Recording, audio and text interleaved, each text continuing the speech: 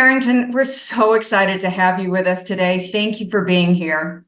Julie, it's great to be with you. Thank you for what Sure. you all do and your good partnership in our common cause of legal, sane, common sense immigration, as opposed to what our country's experiencing and has experienced over the last few years. Well, before we get started, before the Q&A begins, I'd just like to take a minute to introduce you. I think most of our members will know who you are, but just in case if you don't, we have joining us today Congressman Jodey Arrington, who represents the 19th Congressional District of Texas, including the cities of Abilene and Lubbock, and he's served in Congress since 2017. But importantly for our discussion today, Congressman Arrington is also the chairman of the House Budget Committee, where he has worked tirelessly to support strong border security measures and shed light on the costs of illegal immigration. In fact, and we were just speaking about this before we got started, in May, I was honored to get an invitation from the chairman to testify before his committee on our study about the costs of illegal immigration and the burdens that illegal immigration is placing on American taxpayers. So I'm excited, Congressman, to share, to sort of continue this conversation that we've been having, and I know our audience is looking forward to hearing from you. Let's jump right in. So under President Biden, and I know our listeners have seen a lot of these stats, we've experienced more than 9.5 million illegal aliens cross the border. And we estimate there's about 1.8 million gotaways. I mean, just stunning, shocking, historic numbers. And our study that we released last year in 2023 estimated that the cost of illegal immigration to American taxpayers was over 150 billion per year. And that's a conservative estimate. We did not even begin to tackle some of the local shelter and food costs that we've seen in some of these cities. So this is a lot. This is a lot that the Americans are being forced to take on in times, tough economic times, and in Texas in particular, our estimate shows there are about 2.2 million illegal aliens at a cost of $4,500 per illegal alien. I mean, it's really remarkable. And some of the biggest costs that Texans pay are $10 billion annually for education and another $1.5 billion for law enforcement and related legal costs. So maybe you could give us sort of the man on the street interpretation, if you will. Tell us, what are your constituents telling you about illegal immigration in your district and in the state of Texas? How do they say it impacts you? Well, as you've heard before, no doubt that every state has become a border state, but I would submit to you that border states are still taking the brunt of the deluge of not only illegal immigrants, but the crime, the gang activity, and the drugs that are pouring into our country and our communities and threatening the lives of our fellow Americans. So I think it's well documented, and I think it has been a topic of discussion on almost every news outlet. Even mainstream media is picking up on this unprecedented and unmitigated humanitarian and security crisis that is our open border. But what I don't think people focus on enough is the financial cost to our country, a country that is already at the highest levels of indebtedness in the history of our country, surpassing World War II, which was the previous highest levels of indebtedness. Now, our debt as a percentage of our total economic output is 120%, and we're in relative peace and prosperity. Our annual deficit, which is the gap of revenue coming in and the expense of our large and growing government, is $2 trillion. And just to service the debt, just to pay the interest, we get nothing for this, by the way. No border security, no safety net for seniors, no infrastructure, is almost $1 trillion, which is more than we spend on national defense. All of this to say, the last thing we need to be doing is bearing the brunt of a $9,000 per taxpayer cost on account of something that is a self-inflicted crisis because we have failed, I should say this administration has failed, to enforce the laws, to take border security and the sovereignty of our country and the rule of law seriously. And it's threatening our livelihoods, our way of life, but it's also threatening the balance sheet of the federal government, which is completely unsustainable today. But to your question about what's happening in Texas, in my district, well, we've seen an increase in crime, exponential increase in crime. We've seen a flood of drugs, the likes of which we've never experienced before. We're inundated in every way, whether it's getting in to see a doctor at the hospital in an emergent situation, to our kids being at school instead of being taught. There are so many children of illegal immigrants that that teachers are distracted and their focus is on teaching English to kids who are here illegally in this country. And the list goes on. I think the big cost now is Texas is taking on border security because the federal government has abdicated that, and we're spending billions of dollars, I think 13 billion roughly total over the last few years. And states and local governments, Julie, unlike the federal government that can borrow and print seemingly infinitum, we have to balance a budget in Texas, just like most states.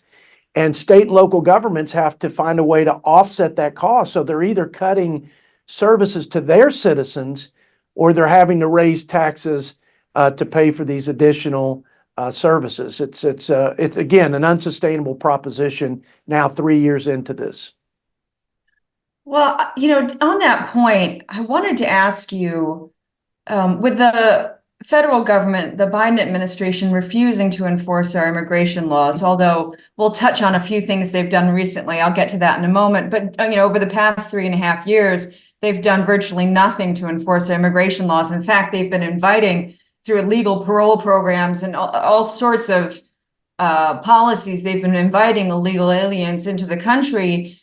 If the federal government isn't going to enforce our immigration laws, what can the states do? And you were just touching on that. It comes at a big cost, but some of these programs that Texas has done have implemented have been pretty successful. And in the new law, SB4, for example, what can states and locals do if the federal government isn't going to step in? What should they be doing? What do you think?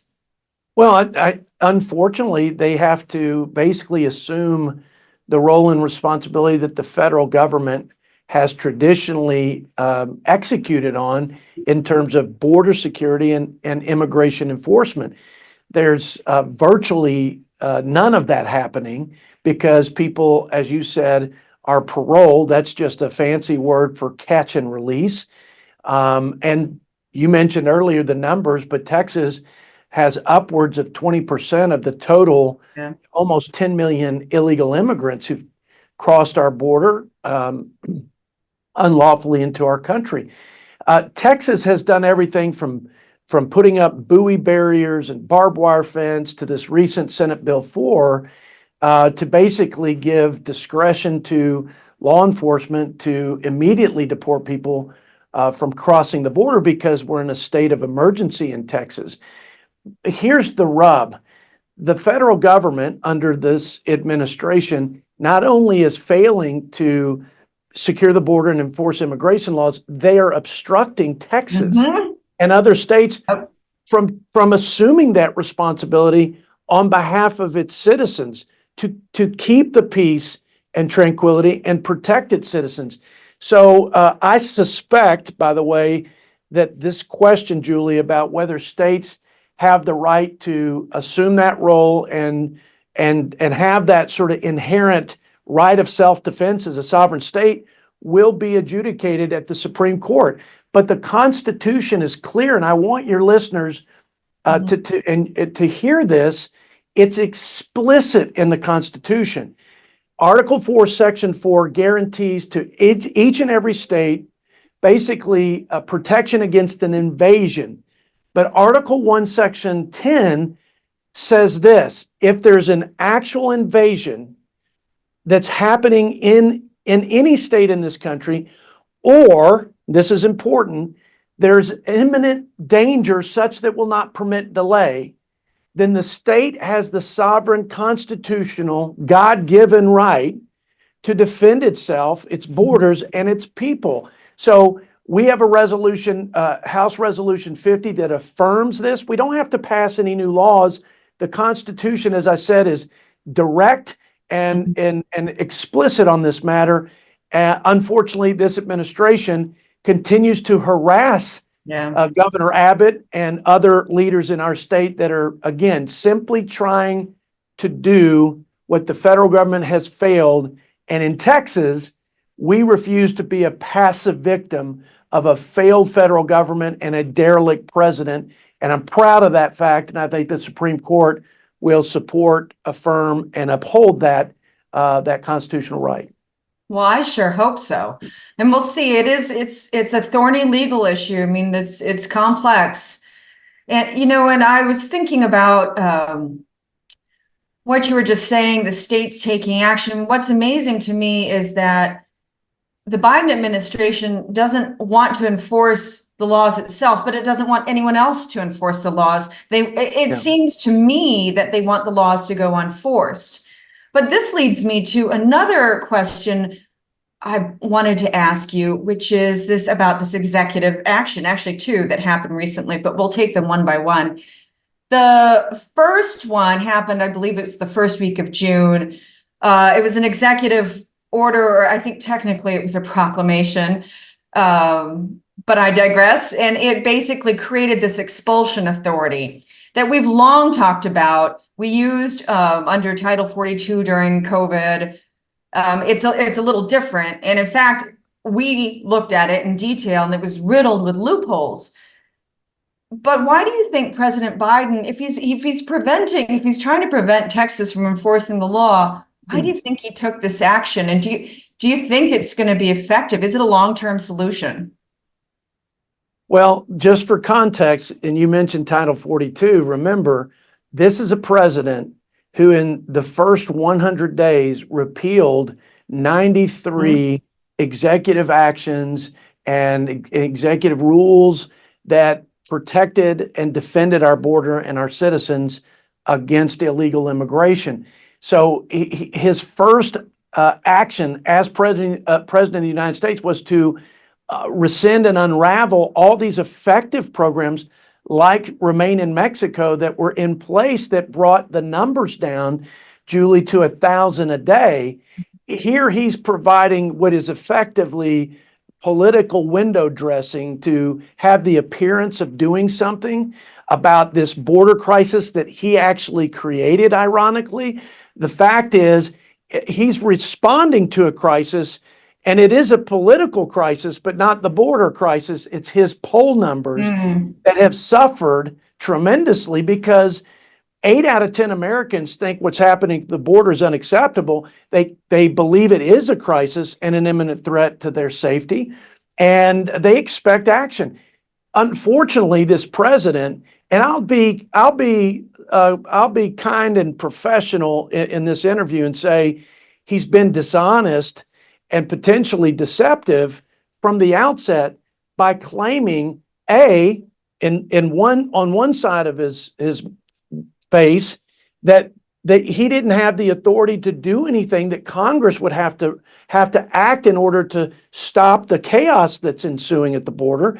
And then at the same time, out of the other side of his face, so to speak, he was saying that the operational control of the border was on the side of the U.S. and as a result of the good efforts of the Homeland Security Agency. Well, we knew that wasn't true based on the very numbers from his own Department of Homeland Security.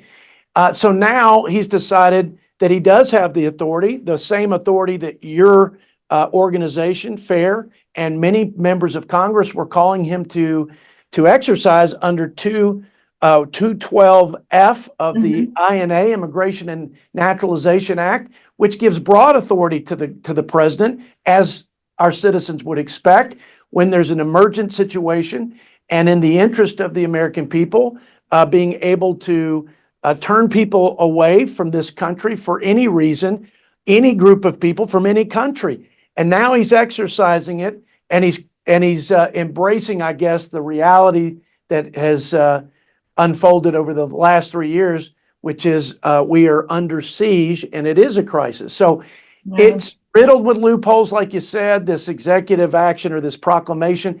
It's not enforceable. And if he didn't enforce remain in Mexico when the courts basically were forcing him to, and when he didn't implement building the border wall, which was a mandate from Congress, this was law, and if he didn't use Title 42 during the pandemic, why would we believe for a second that he would actually enforce this memorandum of understanding or whatever it is? And by the way, it's flawed on a number of levels. We won't have to go into that. He's not serious. Sadly, it's political, and unfortunately, it's not going to do anything to stem the flow of illegal immigrants or secure our border. It's merely a way to try to mitigate the damage happening to his poll numbers on account of his dereliction of duty. Yeah. Well, there are a lot of us in immigration circles, those of us who believe in enforcing our immigration laws who, it's like you said, it just appears to be a token gesture, one he could rescind at any time. And right now, the administration is touting that the numbers have dropped and the official numbers have dropped. We're not sure, of course, how many gotaways they've been, but this may be just like the end of Title 42, when the administration was beating its chest after the numbers dropped. And then we saw a resurgence that was even stronger and broke all sorts of records, stronger than anything we've seen. So, I don't think most people watching this issue closely feel that the president has changed his stripes at all. And, and that leads me to the next executive action that he took, of course, which is parole in place for hundreds of thousands of spouses, illegal alien spouses of U.S. citizens. And he issued this action a couple weeks ago, and it's part of this ongoing abuse of parole. And, for our listeners, I think most of them know we've talked a lot about parole, but parole is this authority, and it is in statute, and it's meant to be used very sparingly. And unlike parole, which you normally think of in the criminal justice system, it really allows the government, it allows them to let an alien enter the country who is otherwise inadmissible, who has no visa, no legal justification, no nothing.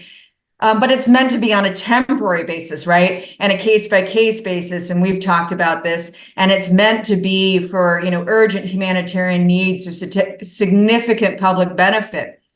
But Biden has created these massive parole programs that have let millions, we know at least 1.8 million, and I'm sure the number is higher now, millions of illegal aliens to enter the U.S. through parole. So this executive order, building on that, said, all right, well, we're just going to allow illegal alien spouses of U.S. citizens, we're going to give them parole in place, which means even though their parole is typically used to allow someone from outside the country to enter, these legal aliens are in the country, and he's just going to give them parole. And the problem is that under our laws, parolees are treated much like green card holders.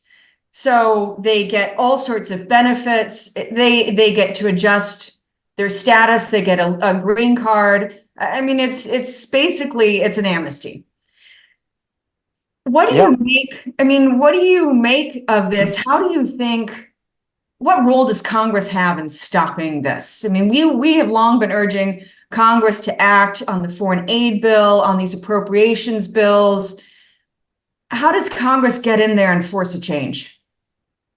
Well, you're right to call this a de facto amnesty. I think it's been set up for that all along. Open the border up, grant amnesty to those who broke our laws, violated our sovereignty, and have penetrated to the interior of our country, never to show up for any immigration hearing, regardless of what their claims. We know that the majority of asylum claims are not merited or founded in those extenuating circumstances that you mentioned. So it's I hate to say it, but it's an absolute joke, and it's really a sad commentary of what's being perpetrated on our country and on the American people. Most of them have just woken up to this, and they just have discerned the game plan here. But yeah, I think that what's frustrating for many of our citizens is, why can't Congress stop it? I would say a couple of things. One is the House, made up of a majority of Republicans, passed comprehensive border security reform that put in place basically everything that President Trump, the previous administration, had in place to bring those numbers down from where they are today, around 10,000 a day, to 1,000. We also turned off the magnets that are drawing people here, and fixed the asylum policy that's being basically exploited by this administration and by immigration attorneys and NGOs. And there's a lot of folks aiding and abetting this lawlessness that we're seeing. But nevertheless, Chuck Schumer and the Democrat-controlled Senate has failed to take up this comprehensive border security, what we call HR 2. And so there's hardly any hope that a Democrat-run Senate will take this up. They just want to give the appearance of doing something with President Biden, instead of supporting this myth that somehow his executive action is going to make any meaningful or measurable impact on illegal immigration. I think the courts, sadly, have been the last line of defense. Thank God we've got a lot of constitutionalist judges that were put in place by the previous administration. That has been what's basically held this country together on a number of fronts, not the least of which is this issue about our border crisis. But the laws are riddled with loopholes, as they are. The laws are not sufficient, and Congress needs to act. Absent a commander-in-chief with the political will to actually do what President Trump did during his tenure, Congress has got to do something, but you got to have a willing partner. We haven't had a willing partner with our Democrat colleagues in the House or Senate. So we've done what we can do in the House, so to speak. Now I say that, but as budget chairman, I will tell you, just to be candid, and I don't know any other way to do it. I'm just this, it's how we speak in West Texas. I think we had an opportunity. I think we should have used the power of the purse in funding the government to demand, essentially, from Chuck Schumer and the Democrats in the Senate, along with the president, that we put real, meaningful, measurable prohibitions in place or safeguards in place to stop this deluge. But we didn't do it. I don't like to shut the government down. It costs taxpayers money. It's disruptive to our soldiers and to other parts of the government that are essential to safety and security. But there are issues that are important enough that rise to the level that I would shut the government down, or I would at least let Chuck Schumer decide whether he wanted to shut it down over this issue.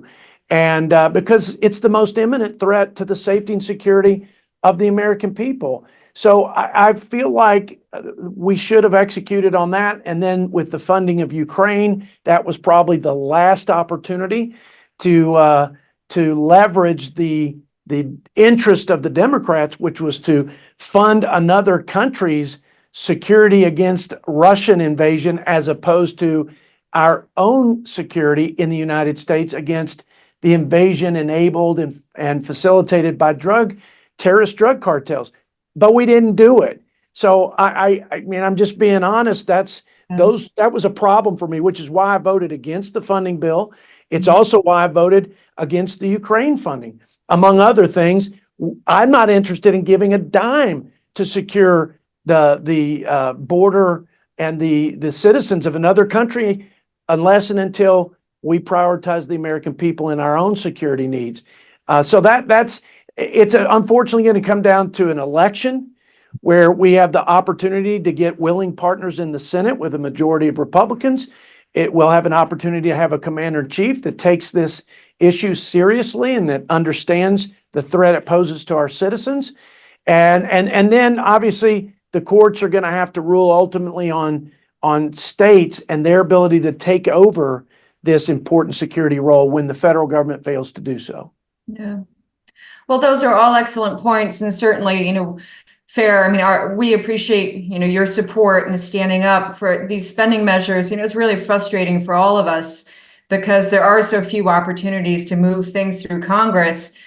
And, to me, it just seems this issue is so pressing and it touches on every aspect of society. I'm not sure how all candidates wouldn't want to support enforcement of our laws. The rule of laws is the bedrock of our country. So we're hoping that, there are a lot of members of Congress moving forward who understand this issue, who learn about it, understand the importance that everyone is better off when our borders are secure and our immigration laws are enforced.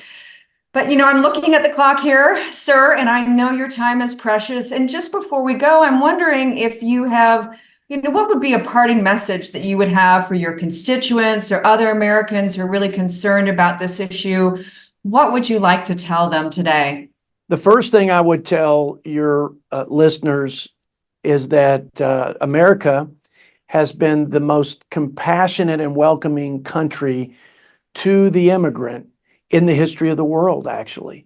We make up 5% of the world's population, but we have 20% of the world's immigrant population. So to suggest that America hasn't been compassionate and kind is to not understand not only the ethos of this great nation of ours, but our history. We are, in fact, as people say, a nation of immigrants. That is as part of the American story as motherhood, baseball, and apple pie. But we're also a nation of laws. And the rule of law, as you mentioned, is a pillar of our constitutional republic and of our self-governing. And if you lose that, you lose not only domestic tranquility, which we've experienced, you lose security, as we have experienced, and you also take a major hit, according to FAIR, $150 billion a year on the cost to support these illegal immigrants in our country at a time when we can't even afford Social Security, which is going to be insolvent, Medicare, which is going to be insolvent in the near future, and we're $35 almost trillion in debt. It makes no sense on any front. The people are being abused, these poor, desperate people, because of the policies of this administration that are encouraging people to take a very dangerous journey and suffer at the hands of these terrorist cartels untold abuses. I mean, according to Doctors Without Borders, women are suffering 1 out of every 3 on account of the terrorist cartels of sexual assaults of all kinds. I mean, that should be enough to get every American interested, no matter what your background or your political persuasion, that this is the most inhumane thing we could do, not to mention the safety and security that threats that we face as a country. So this isn't compassionate. This isn't kind. It's chaos, and we've had actually record immigrant deaths in the process, and like I said, untold abuses.